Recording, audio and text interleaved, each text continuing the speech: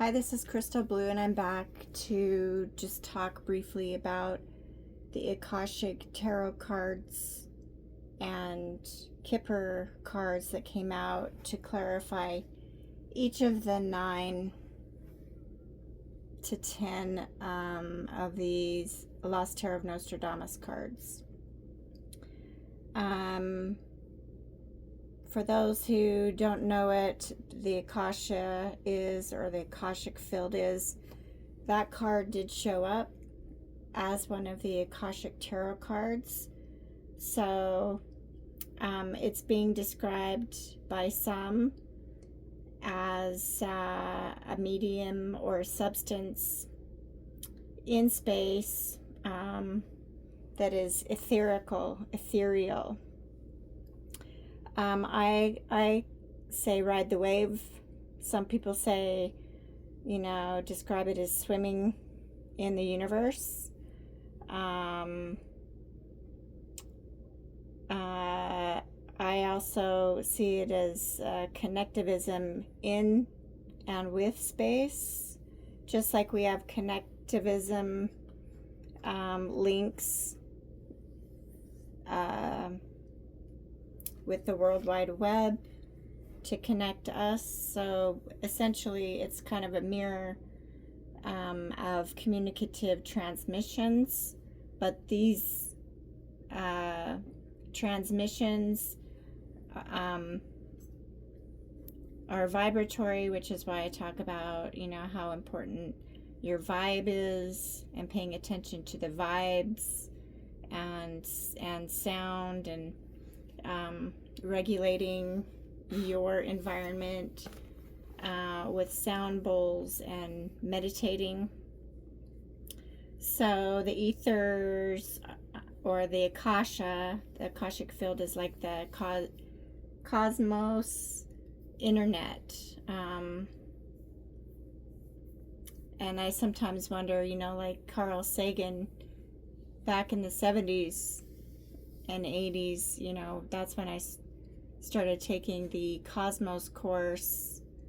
Well, actually not until the early 90s, when I was at the University of Maryland, did I start getting into that, and I had really no idea how pivotal the courses I would take would be so much later, as the internet's essentially been hijacked. So people buy and talk ish about one another instead of using it to properly educate and help the future generations come up, right? So, but luckily I was in on the early stages of learning the importance of this, the World Wide Web, but also I would eventually learn about the mirror image in the cosmos through science and spirituality involving, space, working at NASA as I did in the earlier days in my 20s and early 30s. And then moving on to become an environmental scientist and learning when I needed to learn, and experiencing things that made me really concerned, but also very aware that walking the middle path was the lesson I needed to stay in step with. And I have. And I've had to cut out a lot of people in my life who aren't. And I'm talking about these people who are not resonant with Mother Earth, even those that I was supporting as a former military spouse. So, some people refer to it as the science of the ethers, or the etheric. Some people call it enlightenment, being able to commune with this space medium substance, and not just swim in it and kind of be sloshed around by it, and be confused, but there are those who can grab this information, and I'm one of those that this is what I was learning on my life path, especially post 9/11, because what was happening on the East Coast was actually subtly and not so subtly impacting my family on the West Coast. I would figure out later that I was picking up on the dark vibes of that evil all the way out west in California before I even realized about the shadow engineering that I would have to confront eventually. So this connectivism idea is important, is what I wrote about and learned more about when I got my master's in education more recently. And so in this reading, I'm talking about the Akashic field because that card came up. And, you know, we have to be really important about the vibes that we're sending or emitting out in the environment. So environmental justice is part of that effort that I am spearheading along with the Earth Force, protecting Earth, and also instituting a more profound approach to seeking and obtaining environmental justice. And it's vibratory. It has to do with the negative vibes that are impacting us externally and internally both.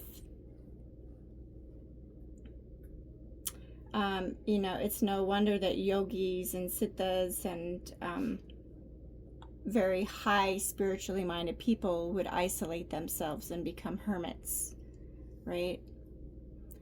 Because the modern world, quote unquote, or the late modern age was to become increasingly confusing and complex and also dangerous, not really about securitizing our safety as individuals with, you know, potential like quantum physics potential, because there is this dark force not resonant with Mother Earth, which I was picking up on and was actually seeing not resonant with me and my vibe. And I was also getting warnings from on high, you know, from the ethers. So it is important to get out in nature and meditate and, you know, start to open up your chakras through healing naturally. And in the last videos for this reading, I showed the chakra cleanse card and water. Water is also a good purifier, but not when it's being polluted. So we live on a water planet, and we are comprised predominantly of water ourselves. And I did mention cosmic lives, so this is undoubtedly why the Akashic field card is showing up, because there are other beings trying to get our attention, just as they got mine back in 1999 and thereafter in relation to Desert Shield that turned into Desert Storm, and a lot of the concerning wickedness that has transpired since, which has been intentional.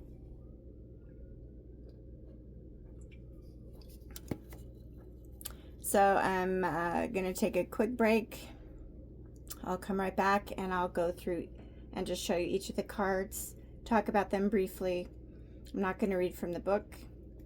I've already typed up this reading. If you're interested in purchasing it, you can contact me at Crystal Blue